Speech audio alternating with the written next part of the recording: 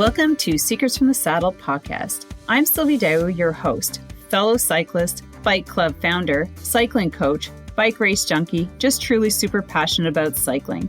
My journey with cycling started 20 years ago when I opened a spin studio, started a women's race team, and founded a women's only cycling club called Cycle Fit Chicks. I'm super thrilled to reveal all aspects that make the world of cycling operate. I'm so excited to be able to bring you interesting people from around the world, pro cyclists, recreational cyclists, coaches, event organizers, bike shop owners, everything and everyone you need to know or ever wondered about when it comes to cycling. I know you'll enjoy this episode.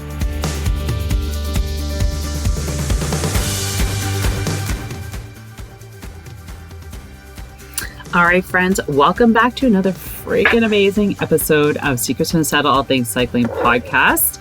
And today, before we get into our next episode with Kristen and PL, they are back. I had them last year about this time talking about their fundraising and their Cycle 5 to Survive charity. And they did the Great Divide last summer, and they're coming back to talk about it. So before we get into that episode, I have 3 things to share with you. I know, 3 things. Just make a mental note, write it down and just add it to your Google Calendar. But the first one is, if you're training right now or you're not, and you're kind of wondering like how to get it all together and make it work and get ready for the spring on your bike, and you're on Zwift, you don't know what to do, what's the best thing, just do this.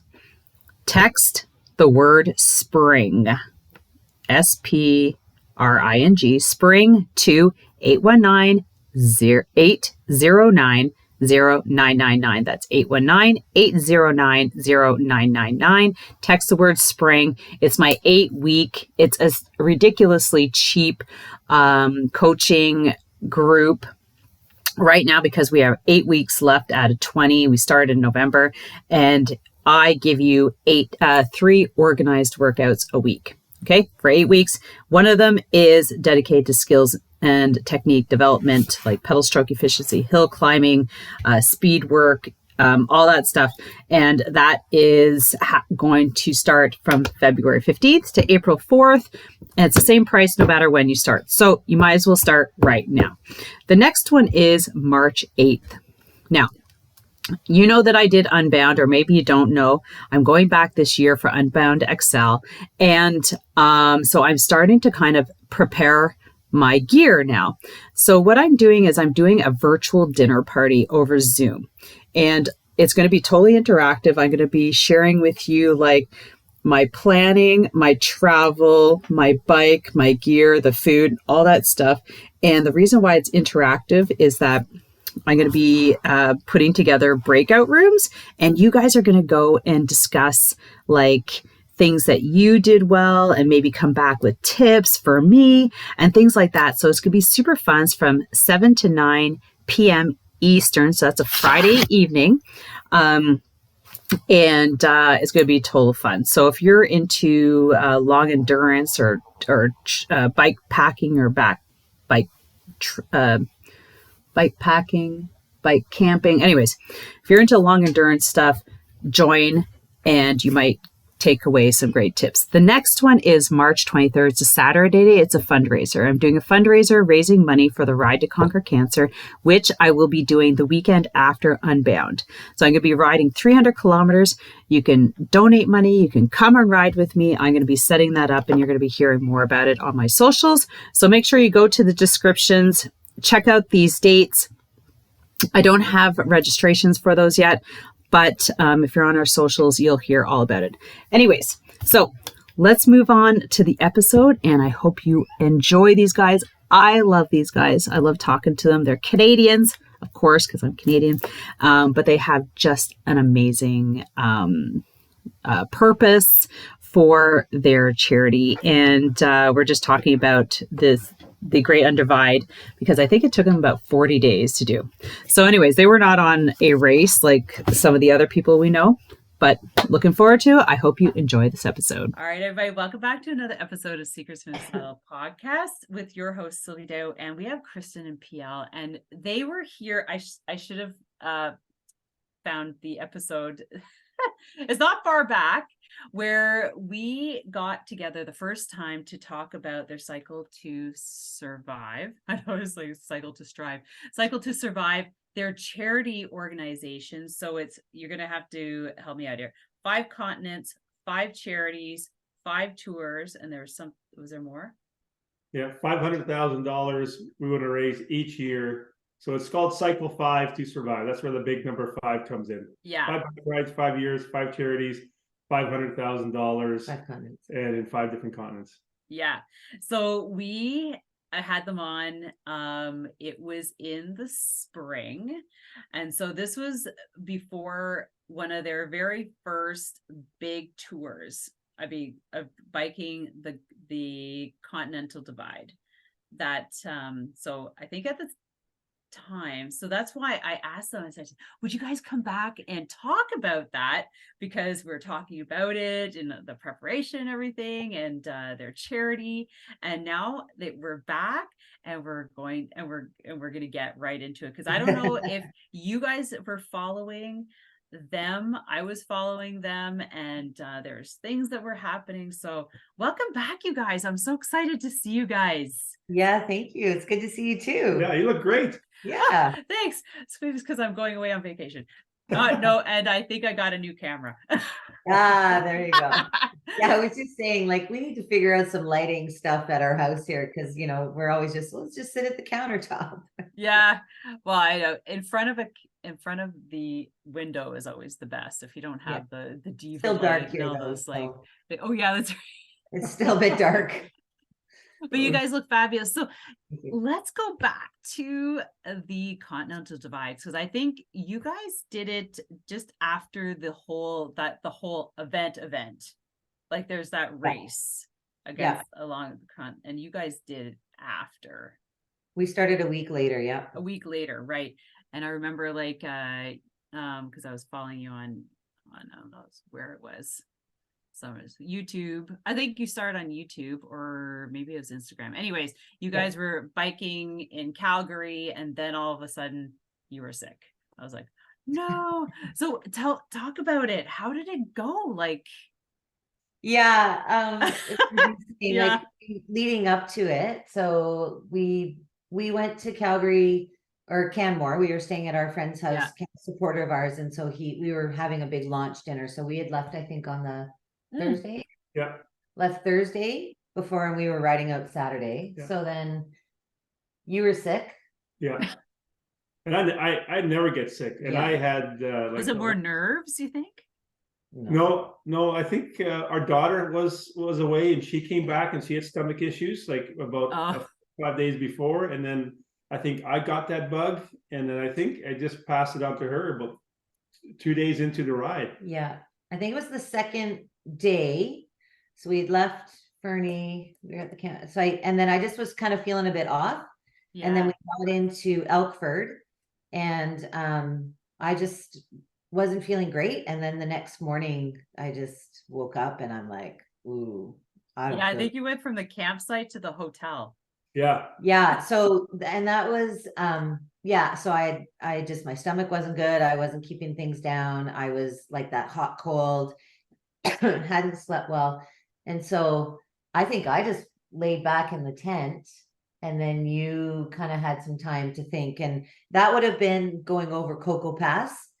So it wasn't like it was going to be an easy day. And so we kind of had to make a decision there. And I don't know what you were thinking, but. Well, I knew Fernie was about 60, 70 kilometers away from where we were currently camping. And so, and the topography was pretty flat on the road. So we just said, I said, see if you can ride. So basically we just took the road from Elkford into Fernie. So she woke up, I think had like half a glass of water. And then she rode like 60, 70K on a half a banana, just drafting behind me and made it into Fernie. I was just like, She couldn't keep nothing down. So we ended up in a hotel, and we took one day there, and then C was fine. The day, Yeah. like, it took one day of recovery, and C was good. It was kind of like 48 hours, and I felt bad, but I thought, this isn't, because at that point, then you're not in towns. You're going to end up in the bush somewhere that next ride. And I just thought, and then we just decided to do that, it was a really gross day. So it was a little easy to decide. Downpour. It was just like, oh. Well, and snow was coming. Like, we left Banff. Well, we left Elkford, and it had snowed at Cocoa Pass overnight. So snow is following us. We were being chased by a bit of a or you're like chasing or running away from the storm.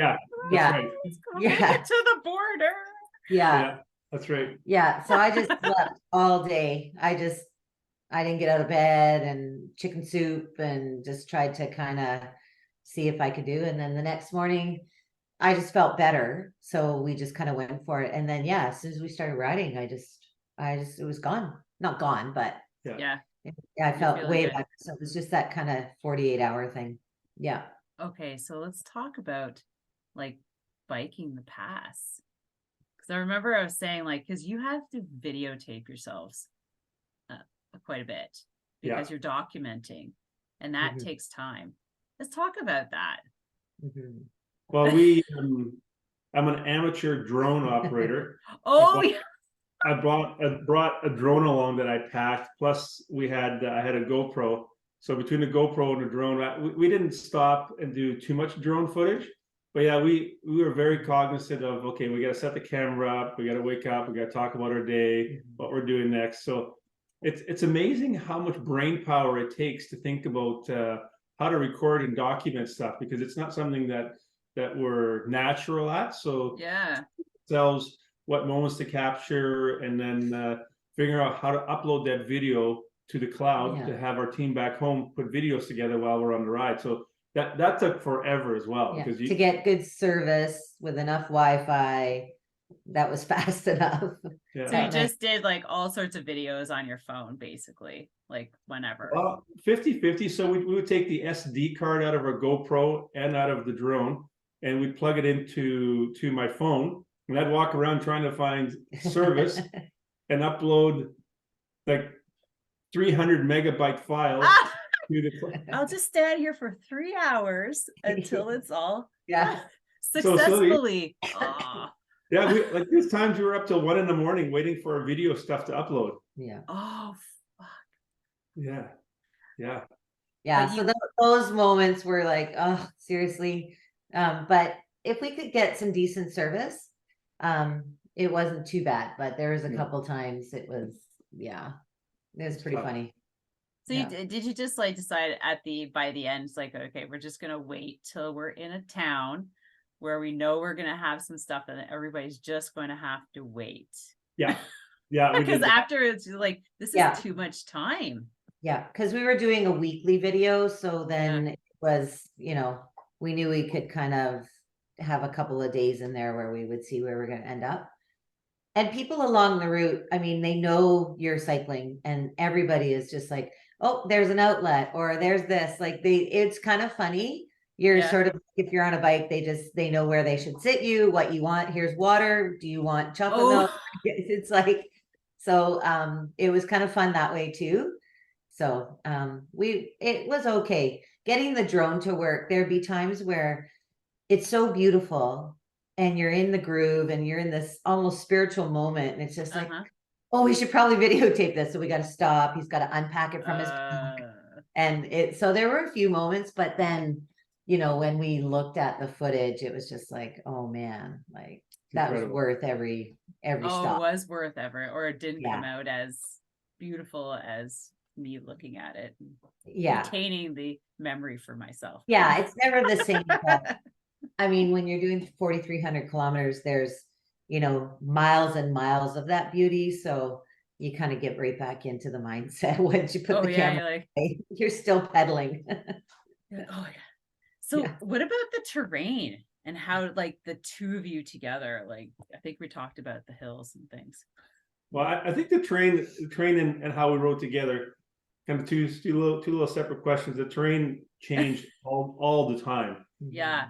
And you just got to be adaptable in terms of sometimes you just have to bike and you get frustrated. And sometimes, like there was one portion where our climb was over 30 kilometers. So over 30. So we're climbing for 3.5 hours plus straight uphill.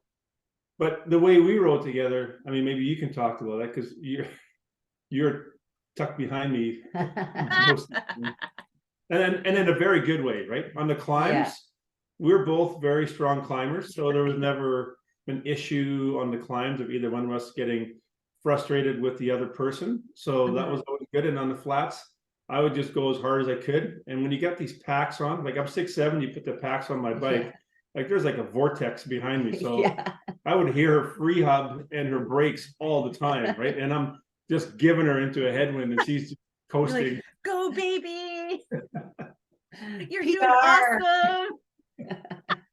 Well, so no kidding, she would do that because there's times we're on these flat sections and there's a headwind and you got maybe a 1 or 2% uphill grade, and she would encourage me. And it's hard, right? You're cycling 8-10 hours a day for 37 days straight. You need someone to cheer you on, and she was awesome. She was really good. Yeah, the joke at the end is it's never windy. It's never a headwind when I'm riding with PL. What are you talking about? I'm like, I'm sun tanning in the back. Coffee back here. Making lunch for us. Yes. Forgot it. I mean, it's funny because I think you're prepared for some of the terrain and you're prepared for the climbing. So it's like, I mean, I would say if you don't like to climb, this would be a really probably not your best choice in route. You just have to like it. It doesn't mean it's easy, but you kind of have to go like, I actually like being on a climb. I don't mind it. So I think you know that those are going to be some of the tough things. I think some of the other terrain that was just so surprising would be these washboard miles of road. And so so you're not prepared for that stuff. So you look, you're like, oh, we've got to go this far and there's this much climbing. And then you get out there and all of a sudden you're on this washboard gravel road for an hour, which should take you an hour. It takes you 2 hours or hour and a half because you're just hitting constantly. And then you just mentally, you're just like, okay, get me off this freaking section. Like it sucks. Give me is there anywhere? Yeah. And you're literally side, like trying to it looks better over there. Let's go over there.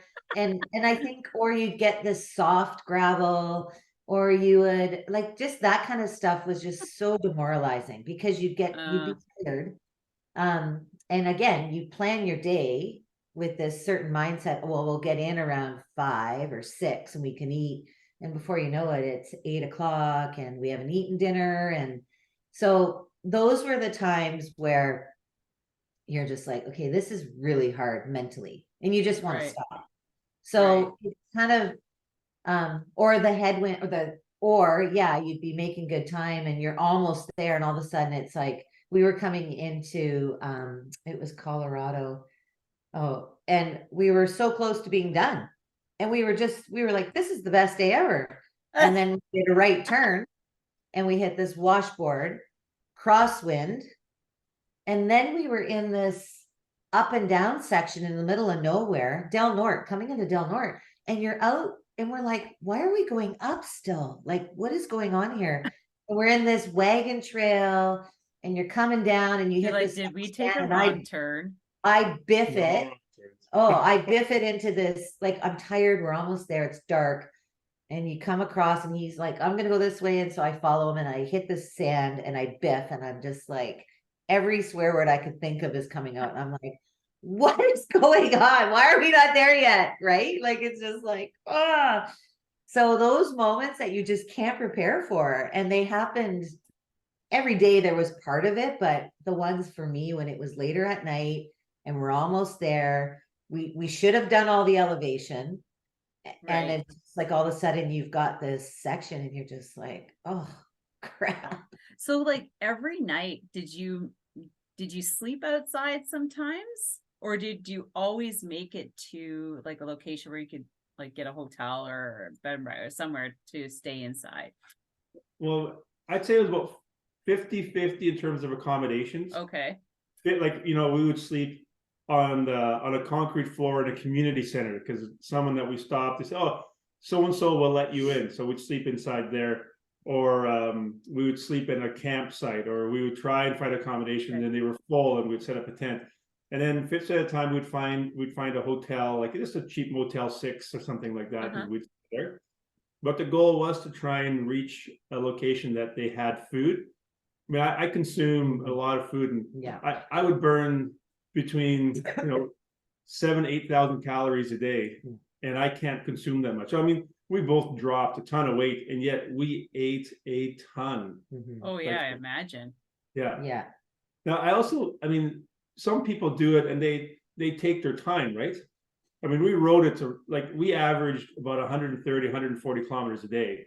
So we didn't stop and hang out and, go to nice places to eat. So we were always on the move. Yeah. Okay. That was kind of my next question. Like, how much, because I mean, do you stop for lunch, or do you just keep riding, or do you stop or you don't stop at night until you reach like the said destination that you want to hit? Yeah, I think originally no picnics on the way, like well, standing picnics out of your feed sack. Eating frozen burritos. Yeah. Oh, ew, frozen. But they'd be cooked by the time. That's right. They'd be thawed. I think, like, originally, I know for me, and I had said to PL, I said, I don't think we're ever going to do the Tour Divide again. So I kind of want to experience it and see it. I don't just want to have my head down the whole time.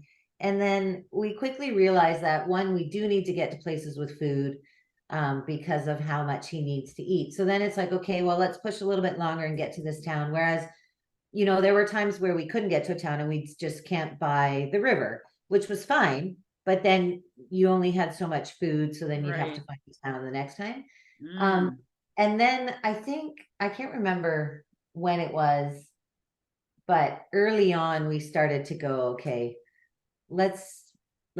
there's no point getting anywhere at 3:00 and hanging out. Like, let's just ride. This is not it. And we started to really kind of ride up. It's like how we ride fondos.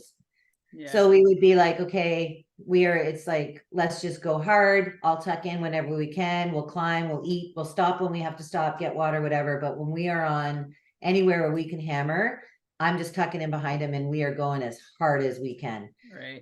And so it wasn't like we were racing it, but we were fondo riding it pretty significantly. And there was one day we wanted to get, we left Grants, I think, or whatever. And it was like a 200-kilometer day and we just hammered, but it was awesome. Like, we got into our groove and it was like, yeah. And at the end we'd be like, yeah, good job. Like, it just, the ride changed as we went along. And I think just we're competitive enough and we've done so much riding together that we just got in that mindset. Let's just finish this thing. Like, I mean, after, 21 days, you're like, are we there yet? Okay. So then it was like, let's get going. And in my head, I'm like, okay, let's beat 40 days. Like, let's really. Right. Because some people do it in 19. Yeah. Yeah. Oh yeah. The racers do it in less than that. So we were looking at that and it's just, they just don't sleep as much. Right. Like, they sleep 3 to 5 hours. And we were like, we're going to go and sleep 8 hours. Right. Exactly. So yeah, those ultra racers they're crazy. It's impressive what they do without that kind of sleep. And at night, like, we would be on these routes and I'm like, I can't imagine doing this in the dark with just my bike lights. Like, so, cause then some of that terrain you're hitting these big rocks or out of nowhere, or big potholes or narrow, like some of these narrow trails. I'm like, single track. I'm like, at night, there's no way. So. Oh, really? Yeah. So it's not all like, there is single track and there is like really rough areas. Yeah, you're biking significant sections on certain days. Really? Oh. Yeah, it's like big boulders, like you cannot ride it. And some sections are maybe I don't think anybody videotapes that part. Well, we did, because we were I'm gonna go through the rest of your I'm just like, just so you know, this is what hike-a-bike actually is, because I don't think people I don't think even we realize, like, we ride around here and you pretty much can ride most of it. There's some that you have to hike, but there's this one section, I can't even think of the name of it now, which is the 4x4 section. Yeah. Just outside of this in Colorado. And it's literally like would be a raging river if there was water coming down it. These massive, like 4-foot it's boulders, like a riverbed. Yeah, trees are everywhere. Like you're not riding that. No one's riding that. No, it's a trail that's been washed out, and the washed out trail means there's a 2-foot crevice in the middle of the trail with big boulders around it. Like you're tippy-toeing around, making sure your bike doesn't fall into this crevice on the trail, right? So it's it can be challenging. And then you have your head, like everything on your bike, so it's not like you're lifting your bike. Yeah, and one of this, like coming, there's Fleecer's Ridge, which is this very well-known section, and you're descending that, and it's at one point was 30. Yeah, it was about coming down the backside of Fleecer Ridge. Yeah, my computer picked up 30%, so I was walking, and the seat of my bike was under my armpit. And it's like loose river rock. It's not like now. One of the racers did ride it. She's a mountain biker. She had her feet all the way down, feet, and she's got the QOM or whatever. But I mean, I literally was zigzagging on the side somewhere because it was just, you couldn't even hold your bike. So no kidding. There's some of that even descending stuff. You're going like, man, I can't even descend this. Like, so, and I mean, we're not like A++ riders, but we're pretty good descenders. We're above average. So I think when your bike is full of gear, it makes a whole different story when you're going downhill. Yeah. So that was, I mean, some of the stuff that those ultra racers, endurance racers do in that amount of time is, it's impressive for sure. Yeah. So was that the longest tour you guys have done together? You two have done together?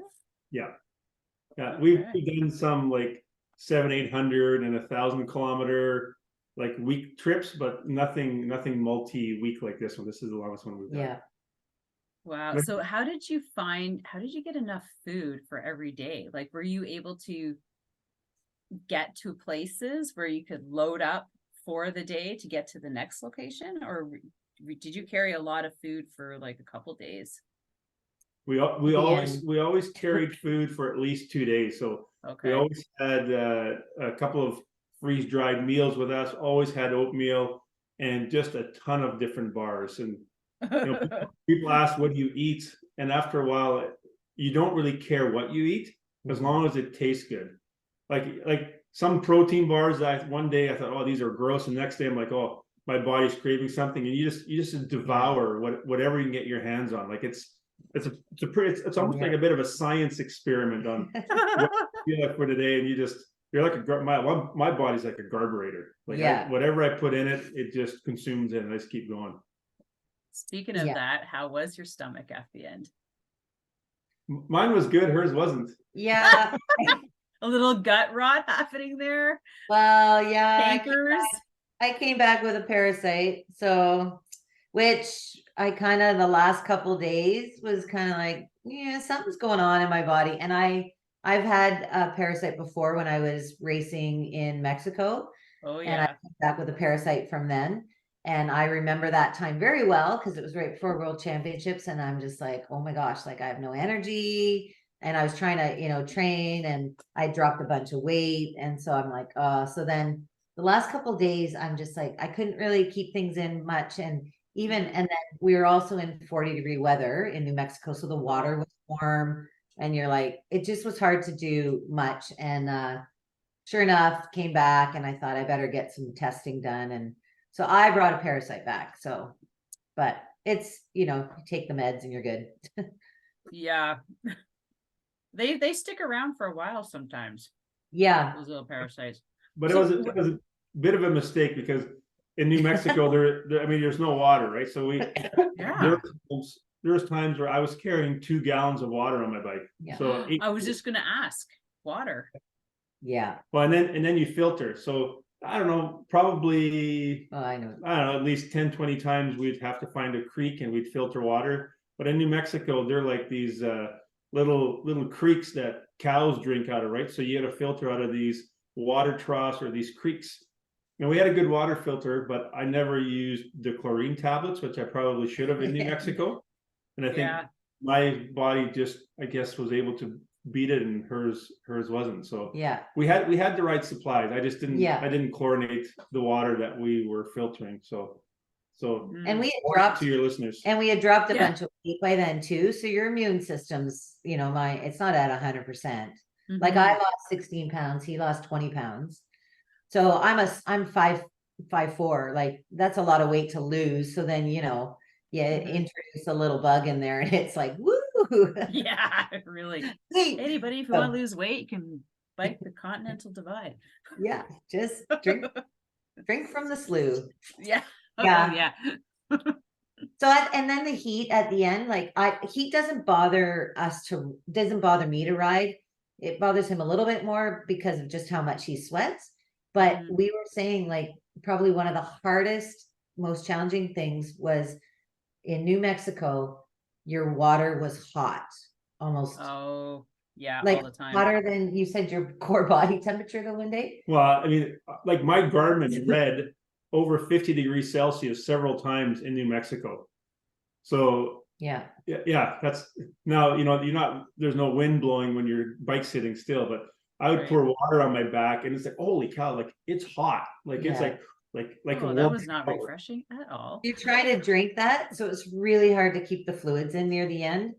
And I tried some of the like flavoring thing, but I should have put a tea bag in there. Yeah. Because I bet then it might have been okay. And I kept thinking, oh, I should put a tea bag in there. And then I forgot that I had some in the bottom of my, because it was at the very bottom. Pull it out, we get to our distance. I'm like, oh, they had tea bags. So, because I'm thinking maybe that would have been okay, but it was really hard. It's like kind of like warm tea. Yeah. You know, it's would have been, but I didn't get that. I only tried the one. Anyway, that was probably one of the other hardest challenges, was just when it was hot, just drinking. Yeah, we were right in the middle of the heat wave. Yeah. We were lucky that when it started, and people probably remember this was early July, how hot it was down in Phoenix, New Mexico. We were up in Colorado, so we were above 2,500 meters. So that would be 8,000 feet.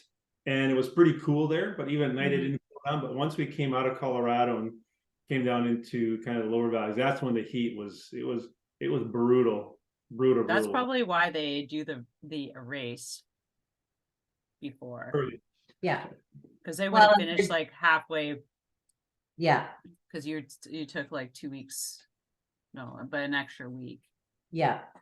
And I mean, they hit some pretty crappy wet, cold weather in the beginning. So yeah, there's a lot of people, you have a lot of discussion. When's the best time to do it? Do you do it north to south or south to north? So yeah, there's a lot of variety of what people will do. I mean, I think for us too, you know, you kind of have an idea of how long you're going to take, but you know, you're not completely sure. And to our advantage, you know, we were going through the basin and we had virtually dry basin, which you could get wet, muddy basin and you're walking your bike. You can't ride it. So, you know, and in my mind, I'm like, sweet, I'd rather take the dry basin and not walk for 2 hours and deal with the heat. Because like I said, the heat when we're riding, well, for me, it doesn't bug me as much, but just the fluids was something we didn't. Yeah. How much did you carry each? Yeah. Well, you said. Yeah. Well, I was a little nervous about getting into New Mexico because I would need to drink at least 1 liter an hour minimum. Oh my God. Yeah. And so when you get through sections where, you know, you're not going to see a town for 100 kilometers, then like I carried, I think 7.5 liters on probably 3 or 4 occasions, knowing that we weren't going to potentially hit any water. Yeah. Yeah. And that's 15 pounds of weight on your bike, just water. Yeah. Yeah. I didn't have that much, but we also, we did find some sources though. Yeah.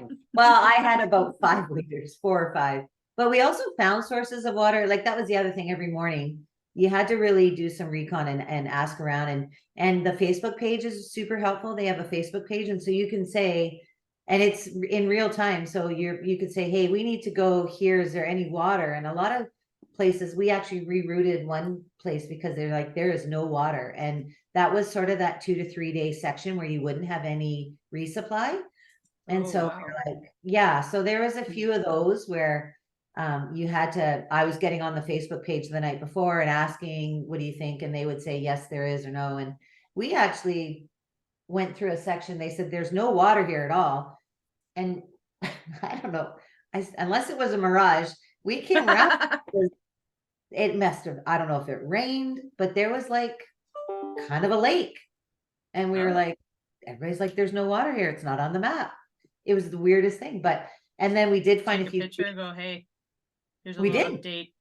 update. Yeah. I mean, the power poles were kind of about 8 feet in the middle of the lake. So maybe it was this, Oh, I have no idea. It was just so funny. So, and then, I mean, obviously the one where we probably filtered and should have used, we found that water, which maybe people said that's not a reliable source. I don't know, but, so yeah, that was, but the water for sure was, I mean, we did it. We were good, but I know he stressed out a lot in Southern Colorado, just wondering how are we going to carry everything. And we bought extra bottles and reworked our packs before once we got into New Mexico.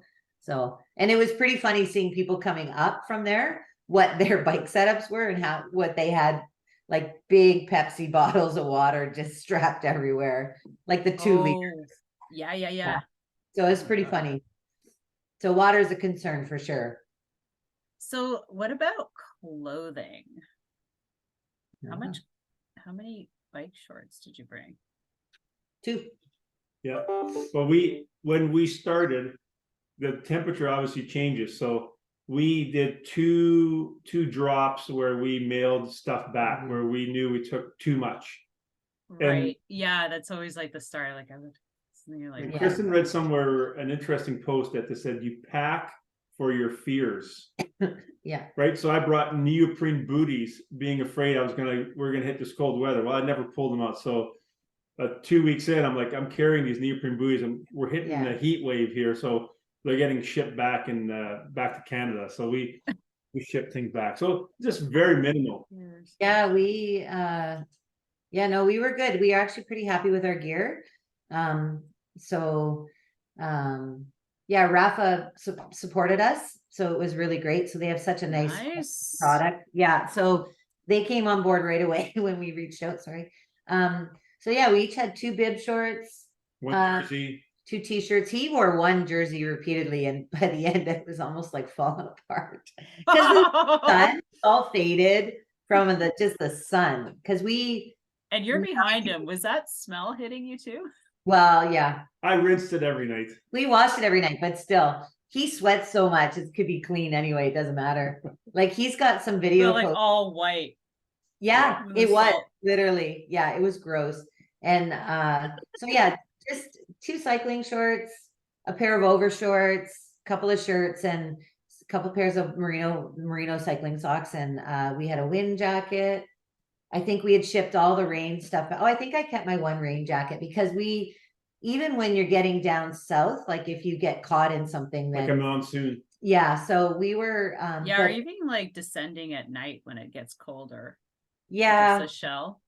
Yeah. The shell. Yeah. So we've shipped a few things in Montana, some of the colder snow, like our cycling pants, because we were even still in BC and we hit some pretty wet, cold, gross stuff, but neither one of us wore our pants. We were like, it wasn't that cold. And so we just kept like a merino wool base layer, and then, but all our big rain stuff we shipped back. And then before we headed into New Mexico, we got rid of another load of stuff. And replaced it with water. Yeah, pretty much. The really important stuff. Yeah. So, but the gear was awesome. Like we were so thankful that we had good quality gear, and so it was good. We were pretty happy about that. So upon finishing, when you sit down, you like ponder the whole thing, you go, okay, these are the things that I learned. This is what I should have done. Like, because I made a list like that after Unbound, because I was out there. Yeah. You had a big after- ride too. I had a big ride too. It was only 500 kilometers and 30 hours. I didn't get to finish because yeah, they told me that my race was over because I didn't hit one of the time cutoffs. Oh, But I was fine. Like I was Yeah. fine. My bike was fine. I could have done the extra 60K. Anyways, I'm shoot. going back. I just registered again. I will finish it now that I know. But after that, I sat down and I'm like, okay, these are the things that I learned. Like, this is what's going to make my experience better next year. Did you kind of get that little list going afterwards? You're like, not that you're going to do that, but if you're ever to do something like that again. I mean, it was, Were you still married? So that's good. so I don't know if you know what the finish is like. I've seen it. It's like it's in our very, video. like you just show anticlimactic. up. We show up, we had a ride arranged, so we assumed he would be there, and we beat him there. And so we roll in and we're sort of like, where's the sign? Because we know we're looking for this sign, but it's pitch dark. We had decided, There's a 'cause we- sign for the race, like for the event, like this is the no, official but finish. you're looking for the border sign. Yeah, so just to Oh, clarify, okay. we finished at the Mexican border at Antelope Wells, New Mexico. Crossing. Okay. Yeah. So everybody gets their picture taken in front of the Antelope Wells Mexican border crossing sign. You put your Yeah. bike against a fence, you take a Okay. picture, and that's it. But the border, Yeah. of course, is closed when we were there. So there's nothing but a building and these lights Yeah. No, in the the middle of the fencing. desert. Yeah. And we had, like, we had decided to push for the finish. So we had gotten in and it was about, About 9 o'clock, I think. no, but what time, how far was it from Hesida? Oh, it was about 50K? 50, 60K. Yeah. So we had decided we were going to push for the finish, but it was super hot. I think it was like 2 o'clock in the afternoon. So it was almost 50 degrees. So we stopped at Hesida, which is where we were going to stay the night anyway. And they are like the last post for this finish. And so we kind of camped out for the couple hours. He had a nap just inside the store, refueling and stuff. And we said, we're going to go for the finish tonight, but it was going to be dark. So we had we had a light, and so we were riding, and so you come in, you go around the corner and there's nothing there, some spotlights and stuff, and we're like, where is the sign? Where's the border crossing sign? And we're kind of rolling around, and then it's like, oh, there it is. And then we kind of got there and we were just like, That's it. holy shit, we just did this. And there is definitely a moment of, I can't believe, like, I thought I'd be crying and emotional, and we just kind of sat there and we're like, yeah, like high five, and just like, we just did that. But there was definitely a moment, not a moment of silence, but kind of, we were just taking it in, going, huh, Like shit. yeah. And I it's kind of just like, oh my oh, God. this really is nothing here, and there's nobody here, and how do we get our own picture? It's like, so I don't know. It was like, for me, there was like just this dead time for a bit. Yeah, I know it's not like there's a big party or anything. No one's at putting the metal end. around your neck, finished in Yeah, metal. like when I was watching other people doing the event, that's this. You just roll in, your people roll up, and that's it. And Yeah. you go home. Which is the beauty of bike packing, because I think that's why they do that. So I think we did that, and then we did just a little video. We did a kind of, hey, we're here. Talked about We made it. yeah. So I think one of the things that we learned was him and I together are really awesome. Oh, that's really good to know. Yeah, because we good to figure out. It was a bit of a joke, or how are you going to get along and what's it going to be like? And I know for me, I had said there's like, I need to be adaptable. I need to be positive about this. And if it doesn't work out, just go for it. Like, we're riding together, like, who cares? And it was, and because I think the premise of this whole ride was about him and trying to figure out what else there is, like, there's got to be more to life than just working my butt off. And so I really did take I felt like I was just this really supportive role. And then we finished, and it was just like, we had so much fun, and we ride like we ride well together, but for 39 days with difficult situations, what was it going to be like? And it just, we got back and we sat there, we did sit there and reflect, and we just said, wow, like we're really good together. And it just was there's so many things about that, you know, you can expand on, but we just are a really good team. And that was first and foremost, I think, what we both felt. It was like, wow, we just crushed that in so many ways. The riding, the relationship, the positivity, the enjoyment, the experience, the growth, all of that, right? So yeah, I would say that's our biggest takeaway. That's mine. Yeah, but I'll try and summarize mine, but I think any this epiphanies on the well, no, what I'm going to say sounds very philosophical. It's not intended to be, but it's if you are prepared to deal with obstacles and with things that not quite go the way you expected, but you have the right mindset going into it, you can do anything. Because when I finished, I'm like, I'm over exaggerating. I'm kind of like, I think I could keep going. Like I can see how people, when they start and they have this mindset of like, I'm just going to enjoy myself, and you know, you roll with the punches and check out the scenery. Right. And if you have that kind of mindset and you don't fuss about, oh, I didn't do this, or it's too hot or too cold, like you really can do anything, right? It's and I'm not intending to be like a motivational speaker, but if you prepare yourself mentally for this is what I want to achieve, it doesn't matter how I get there, then you really can pretty much do anything. So I would say the world kind of opened up for me from a cycling perspective, that when we're planning for Europe and we're thinking we might try and tackle the European divide, which is 7,700 kilometers. Right. So the world kind of opens up after that. Thinking, holy cow, I can see how people, if they're the right type of person, they're like, I'm just going to do this. And people who don't understand, they're kind of like, you're going to do what? That's crazy. Yeah. They put the blocks out right away. No, we'll figure it out. Yeah. I mean, neither one of us put any music in the whole time. So we didn't use our earbuds at all. There are hours where we don't talk. Like you don't need to talk.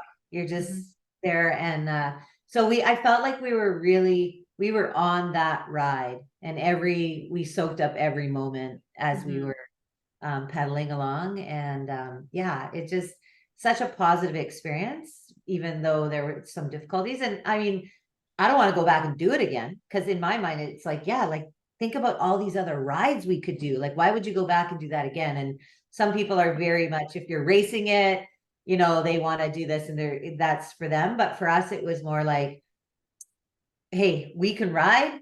Now what? Like it was I know it is just like, wow, look what we just did. You know, like, that was like how many kilometers, and if I could do that, like, like you're starting to look at other big like backpacking events. And so that's kind of, I felt a little bit like that when I finished mine, because I'm signing up for a 500 kilometer event in Quebec next summer. So I was like, I did one, and this was like really close to my house. I'm like, I could go do that one too. I'm just like, I'm like, oh, what's going on here? You know, like, so I don't know about you, like, but you guys have been doing other stuff. I just find like, it's kind of like when that person hits their first 50K, 100K, then they do it again. Then again, that's totally achievable. Like, oh, I know how I feel in that 100K. And then you go 120, 150, you do it a couple times, and it's just like, I know that I can do that. My body can do that. I'm okay. I prepared properly. And you just keep, I don't know, looking for a little bit more every time. So oh, sorry, go ahead.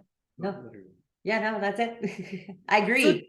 So how did that impact the charity? Because it was one of the charity, that ride was for one of your charities, was it not? Well, that's how it originally started. But Oh, it's morphing. Yeah, well, what happened is because we have 5 charities, Yeah. almost a year ago, all charities, we got them all together on teams, and they've all agreed to collaborate together. So we are Oh, okay. technically raising money for all 5 charities Okay. 5 years in a row. So Yeah. so we're raising $500,000 this year. We've almost reached that goal. So every charity will get a check for How did $100,000. the fundraising go? Like as you were going on your event, were you? Yeah, it was slow. Fundraising were you fundraising is tracking no it? joke. Yeah. It's work. I'm riding. I'll be back on the charity bandwagon later for the fundraising.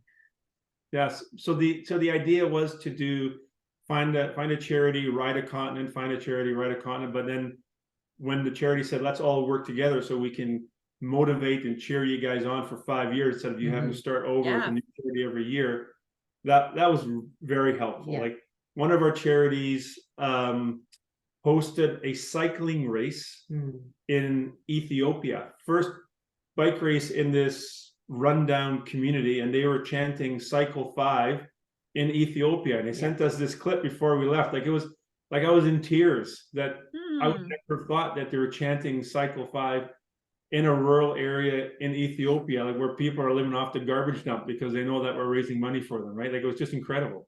Yeah. Wow. So it's all 5 charities every year, and the continents was just something I dreamt up a long time ago. I'm like, I'm doing 5 bike rides. Why not 5 continents in 5 years for 5 charities and $500,000? That's how it started to roll. Yeah. Yeah. So we did a lot of work before we left. Yeah. We had a matching campaign while we were riding. And then we've done a lot of work since we've been back to try to hit our goal of $500,000. And so we've got a few more weeks here to push. We're not quite there, but we're close. And so just trying to figure out how to get that last little bit. And yeah, so but that's the whole other part of this is, and that's really one of the big parts of why we're doing it. But yeah, it's a lot of work. So the riding's fun, but it's the it's like you're on vacation, now you're back to work. Yeah. Well, funny enough, we have a team of 5 behind us now. We have a project manager, we have a philanthropy consultant, we have a videographer, we have a website, and we have a social media company. So this is all ramping up. We're only 1 year in. We got 4 years left, and we got a whole team now figuring out how to increase the exposure. Like, I mean, we did an interview with Jay Durant from Global TV. So we've got TV. So yeah, we're trying to make this. Like, I'd love for this thing to get bigger and bigger and bigger as we go, and people like you who are interested in what we have to do and share with the listeners. Like, it's very humbling and it means a lot, but in the end, like we're just a little piece of the pie, right? There's so many other good things that happen, so many good people out there. We're just riding our bikes, trying to share good news. Yeah, you got the fun part. It's like you said that too, right? Well, if I'm going to ride my bike, I might as well do it for something fun and raise it for pick a charity, right? So we just picked 5, and but yeah, it's been cool. So we were able to deliver some checks this year, and that was really special to see where that's going to go, and they're so appreciative. So it's been pretty cool. I love the way that it's changed, like it's morphed into like everybody working together, because that makes so much more sense, right? Yeah. And then you got 5 times the exposure of what's going on. Yeah, and that's unheard of in the charity world, to all come together and share best practices and share ideas. And there's even this point where they might even now start sharing some office space. Like they're doing things that isn't happening in the charity world. And it's it's like, oh, I've got to protect all my cards. It's kind of like, we're just better together. And I think that's, and they initiated that, which was so inspiring for us. Did you bring all the charities together just physically? Not really for that purpose, but just to like kind of, these are all the charities that we're working together. We're just going to have a little function. Well, so the way it started. We did the function, the friends and family, but we also did we brought them all together on a Teams call, like almost a year ago. Yeah. And I reached out I said, I need your help, because I was going to raise $500,000 every year for one charity. And I got them all in the teams call. I'm like, I need your help to figure out how I'm actually going to do this. And that's when they first saw each other on the screen, like we are now.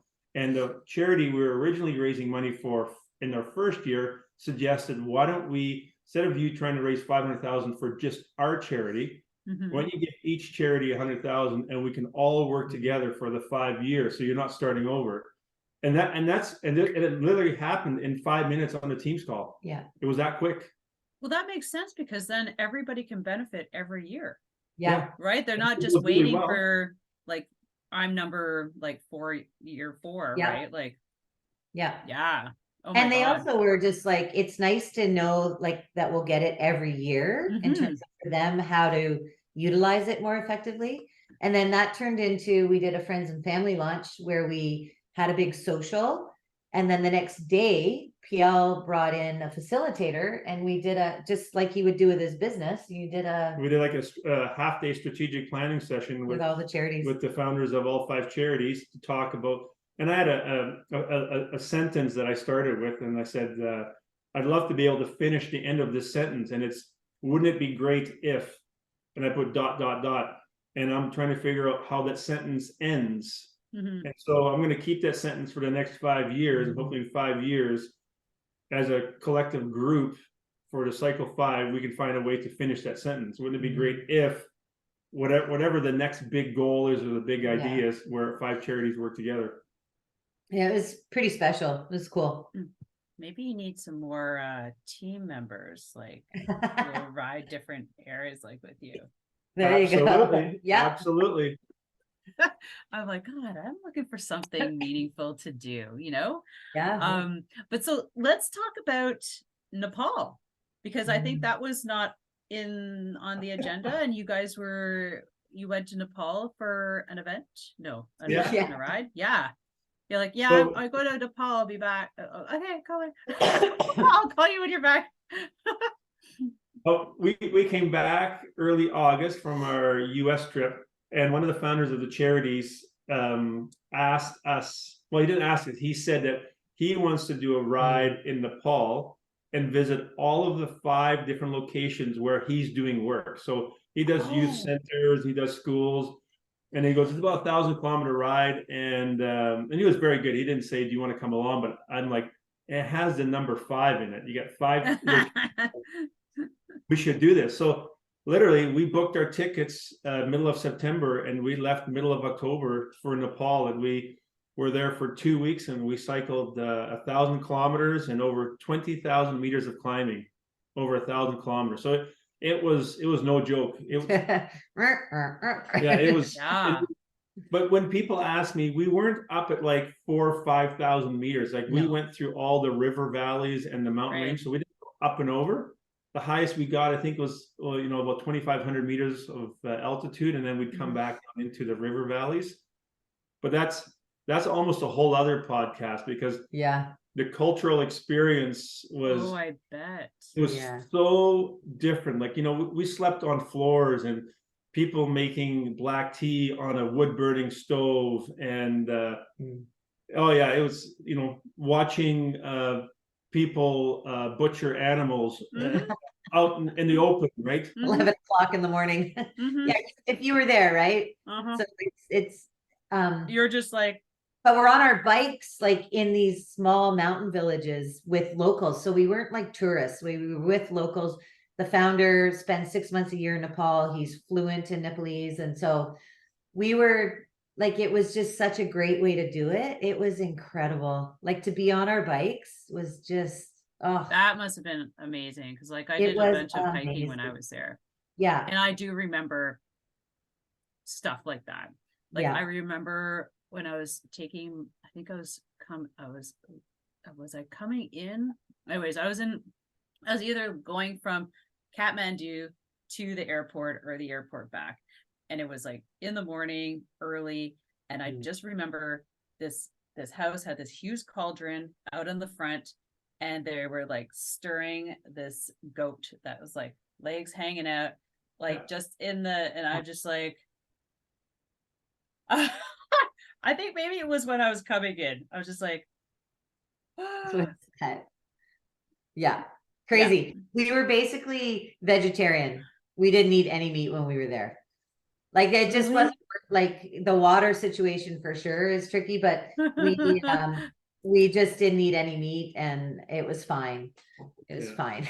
'Cause well, they I always said that if that's where I got big time tourista Okay. there, Yeah. is because I went to a Western restaurant and I Yeah. didn't eat like on the back, like on the, like with the locals. Yeah. Right. And, Yeah. I also went to a temple. I can't remember if it was Shiva, but it's a place where they go. And funny enough, this is the camera roll that I missed, that I lost. Oh. For whatever reason. I just have it in here. And everybody was lining up with their chickens, their goats to make a sacrifice. And I can't remember if it's Shiva, that god. Might be Hindu. Yeah, they're like, go see this place and you'll see like this is the day they do all this, their sacrifices and everything. And literally there's a guy at the altar of the statue and like literally slicing the throats of chickens, spraying all the blood on the, and then on the statue, and then they hand it off, and then they take it, they go down to the stream, and they're doing this with goats too, like just wrenching the back, just slicing their neck. You're just like, maybe I shouldn't be taking photos here. Yeah.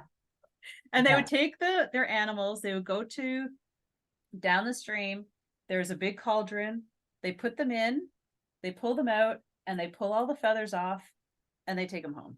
And they just rinse it in this stream that's going down. And I'm just like, this is surreal. Maybe I shouldn't be here. Yeah. We had a very similar situation at when we got there Friday, like 8 o'clock at night, and we were riding up Saturday morning from Kathmandu. So oh wow, we were riding right away. But when we came back, we had about 24 hours. And so the one day before we flew out, we had a full day, and the charity founder usually takes everybody to this one Hindu temple, and it's their cremation temple. So we're like, well, okay. And so we went with one of our support team members, and they do public cremations probably by that same river. And we actually do have footage, but I was not feeling good. I'm like, I can't. After that, yeah.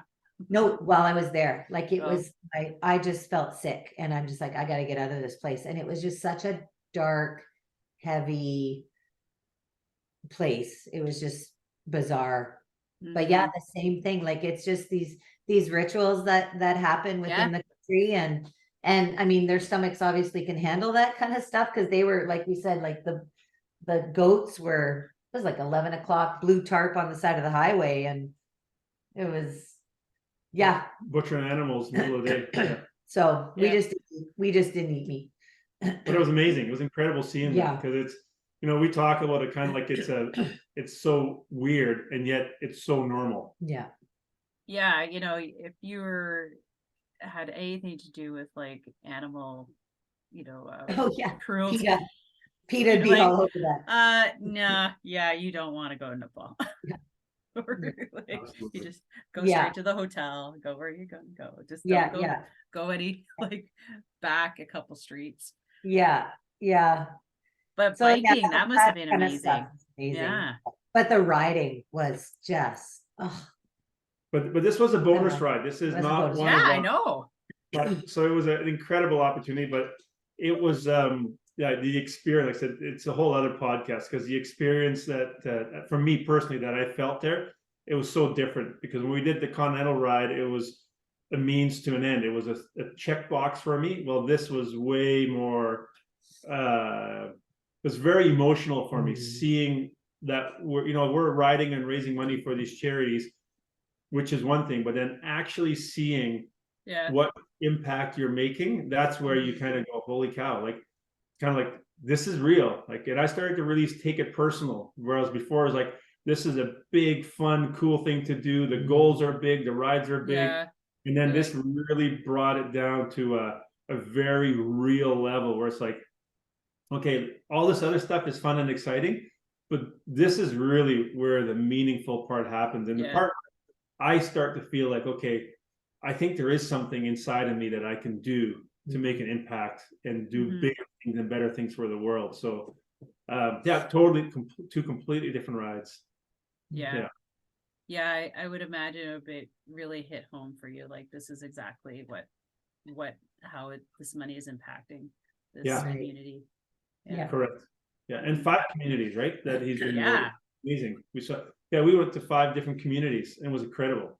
Videos are slowing coming out. So if you subscribe to our newsletter, I sent the first 2-minute video out last week, and we're getting 5 videos pieced together. So we'll be leaking out our Nepal videos here week after week over the next Christmas break here. Cool. Now everything's going to be on your YouTube channel. Yeah. Excellent. And our webpage. Well, so can people access your newsletter from your webpage to sign up for that? All right, so we'll make sure that that's in the show notes, and your YouTube channel. And I guess we might have to have you guys back as you progress, like every year, what you're doing, what's next, actually, before we, what is next? It's Europe. It is Europe. So one of the charities that we support is in Lithuania, and they support students from the Western Bloc and students that are living in countries at war who don't have opportunities to get post-secondary education.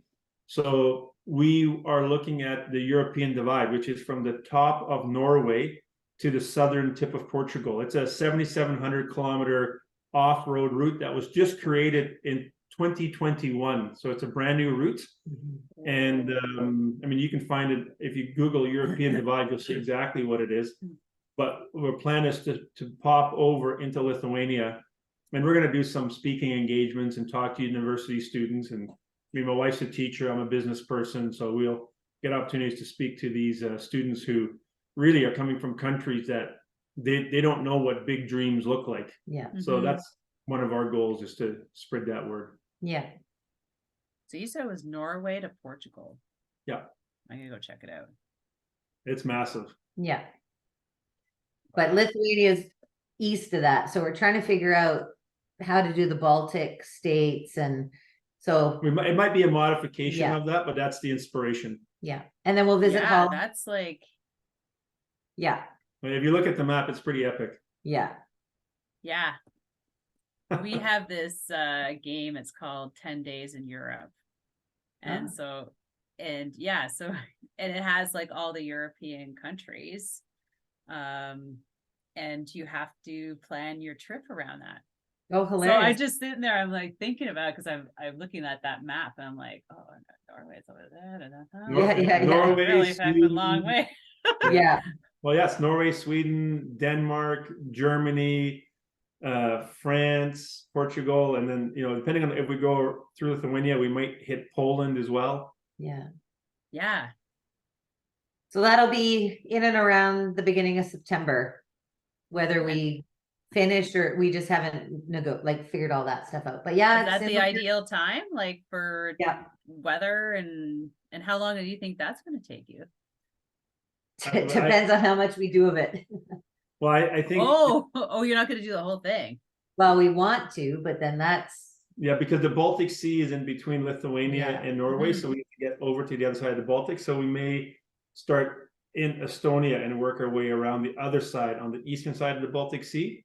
So that's still 6,500 kilometers. So, if you're doing 100 kilometers a day plus a week in Lithuania, you're probably looking at 80 days, 70, 80 days. So the Continental Divide, how many kilometers is that? 4,300. 4,300. And the whole route is 77, but we might modify that down to 6, maybe. We'll see. But it's in the works. Well, you got all winter to figure out the logistics of Europe that. 2024. Oh my gosh. Well, but we'll end up in Portugal on a beach, hopefully this time, instead of at a border crossing with nobody there. Yeah, in the middle of the night. Yeah. Oh, that would be like, and then we're gonna vacation. Then we're gonna sit on the beach. Yeah. Right. So we'll see. It's exciting. Oh my guys. Anyways, I could just keep you here with questions, but I think we might want to tie it up. And I just found, for everybody who's still on here, who's listening, go to episode 333. The too bad it wasn't 555, but I'm not at 500 yet. The first episode that we did together, so that was before they did the Continental Divide, and talking about their charities. So that's episode 333 on Secrets from the Saddle podcast. So you can go there after you finish this one and do a little backtracking and get more of a story on the Cycle 5 to Survive and PL and Kristen. And so thank you so much. Yeah. And I know this episode, for anybody, it is going to come out in the new year, but I'm going to wish you guys happy holidays, because it is before Christmas that we're recording this. And I am super excited. So keep me posted. Well, I'll touch base. Yeah. And if you ever need anybody. Well, our daughter's at school at Bishop's in Quebec. So, we do come out there with our bikes. Do you really? Yeah, we dropped her off last year and brought our bikes and rode around there. Yeah, around Sherbrooke. Beautiful. Yeah. Oh, well, Bishop's is like in Sherbrooke. So you're going to have to come down to, we could be always meet in Ottawa or Montreal. Yeah, for sure. Like all the way around the island on an amazing bike paths. They do. Yes. They do. That's impressive. Yeah. So, great to connect again. Excellent. So thank you so much. So make sure everybody, you go check out their website, Cycle 5 to Survive, sign up for their newsletter, follow them on their YouTube channel, and anywhere else. Is there Instagram or just Facebook? Yeah. Facebook, Instagram, everybody's everywhere.